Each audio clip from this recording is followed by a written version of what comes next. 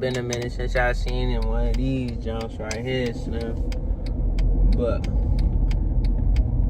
I just got finished talking to a couple of my good man Keys, Leroy, Sully, and we was talking. The topic was I asked them why they started boxing, because I knew I was gonna make a video about it, but you know, I just wanted to get somebody else's outlook on it. You know what I'm saying? Like, yeah, we watch interviews and stuff like that of boxers and why they start boxing, but like, I wanted to get some real in depth about the people that I'm around and the reasons why they do the things that they do. You know what I'm saying? And they all solid fighters. You know what I'm saying?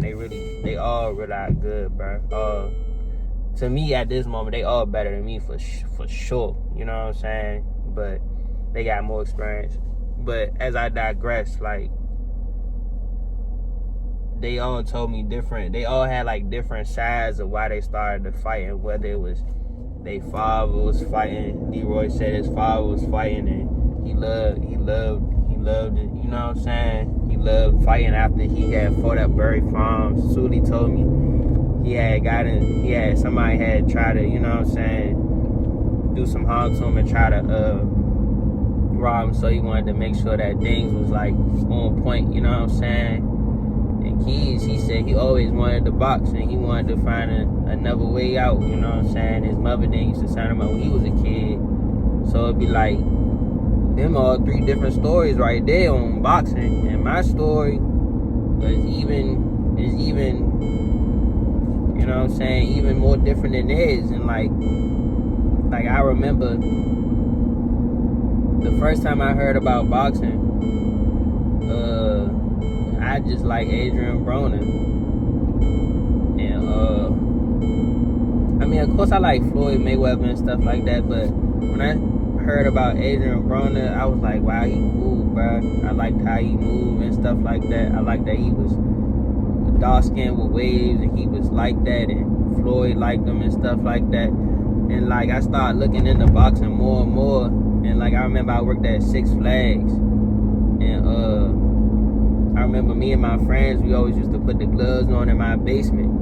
And like we used to have the gloves, we put the gloves on at school. We used to do that all the time. Friends, Keyshawn, my friend Cud, Deshaun, a lot of people at Largo. I know y'all remember we all used to fight in the hallways, you know what I'm saying? But like all my friends used to put on the gloves no matter what. We had the gloves with us. I even got a clip. Me and my man D Money got a clip. Throw the gloves on, bro. Dang, D Money. Dang, his name Dirk. It's like, you know what I'm saying, when you think about times like that, you remember what people used to call people and stuff like that. But like, keep it a buck. Like, at the end of the day, I always found boxing to just be something cool to do. Like, I had braces, so I knew I wanted to be sharp with the hands and good with defense, because I had braces. And if I get into something, I'm an only kid. I ain't got nobody to call. So I remember I had my first job. I bought a heavy bag, put it in the basement. I bought gloves.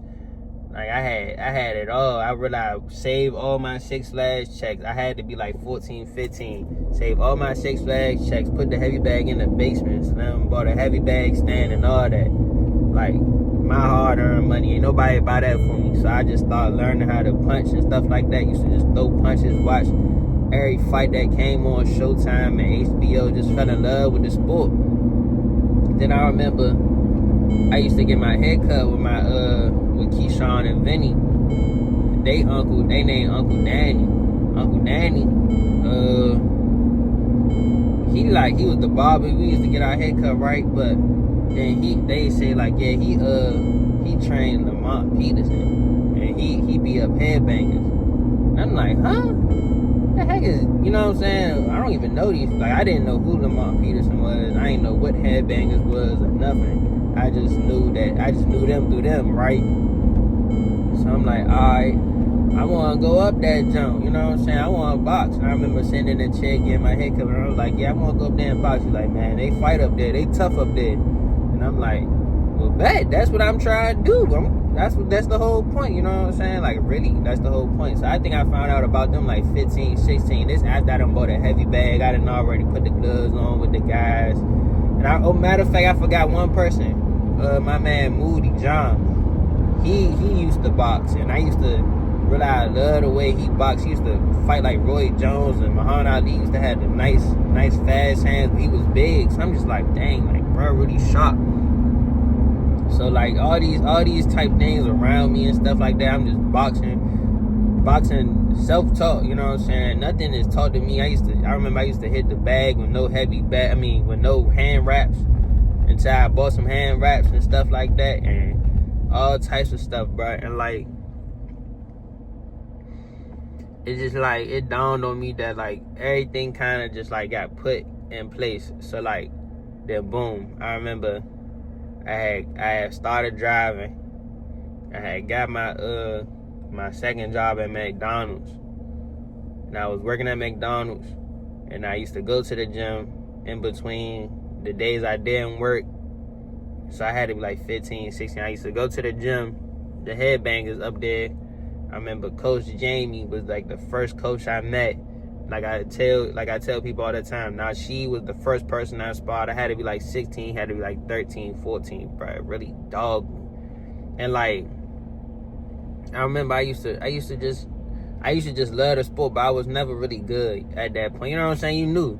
So I'm 15, 16, learning the sport, but still being a bad kid, running the streets, doing bad stuff, smoking weed, skipping school, bro. Like, I had a lot of freedom as a kid. Like, I had a lot of freedom. So I was never, when I say disciplined, like, I knew I wanted to box, but I just knew that, like, I just ain't had a discipline in me.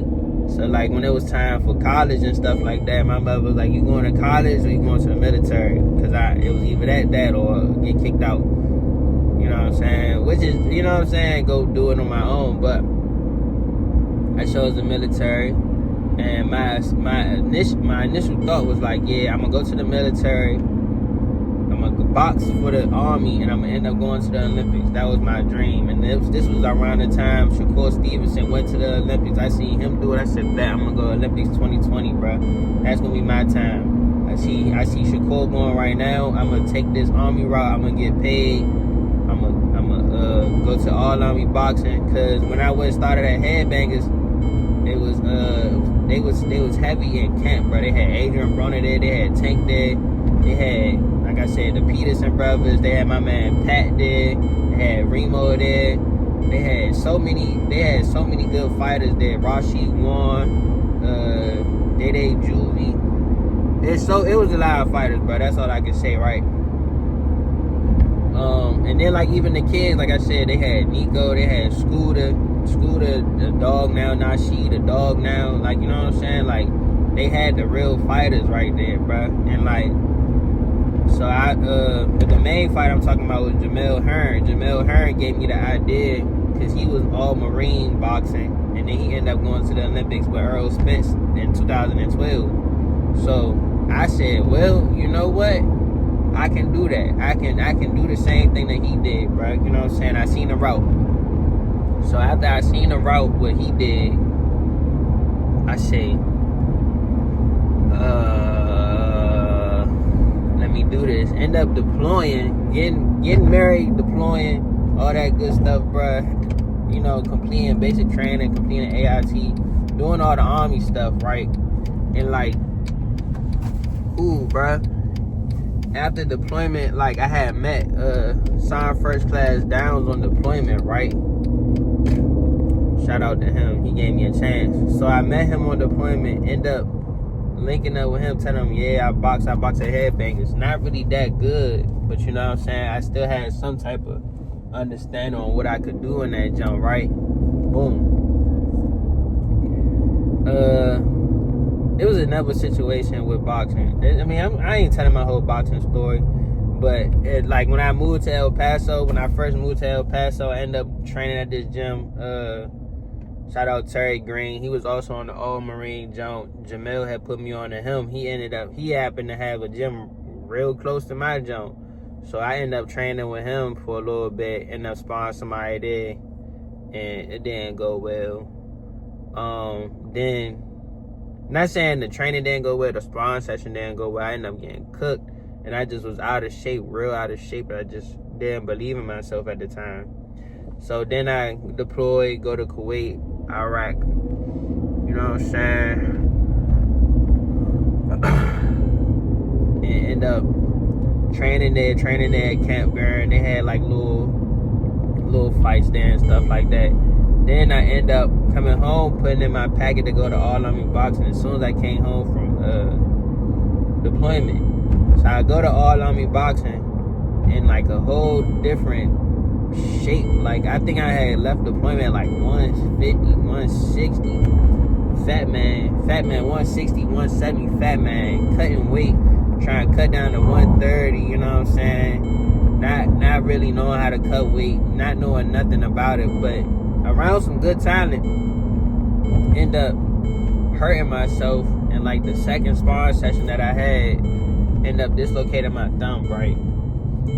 So I had got into a fight in high school. I had dislocated my thumb, and I didn't ever get it fixed. So it was the same thumb I got dislocated, right?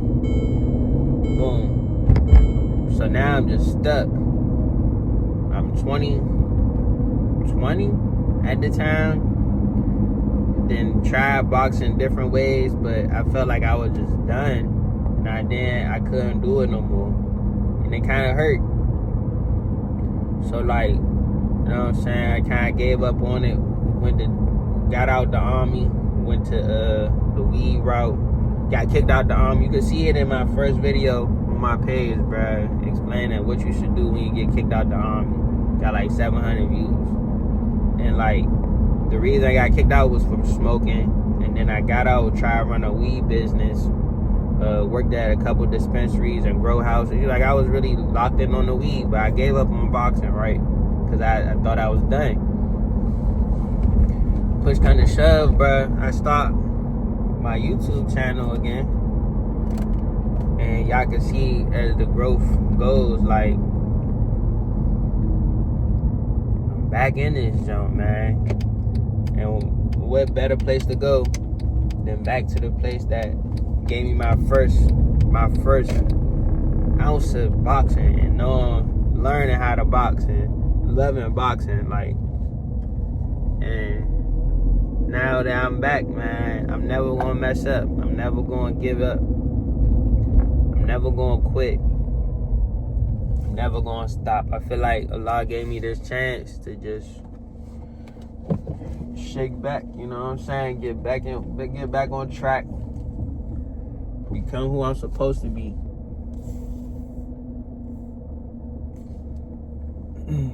And don't let nobody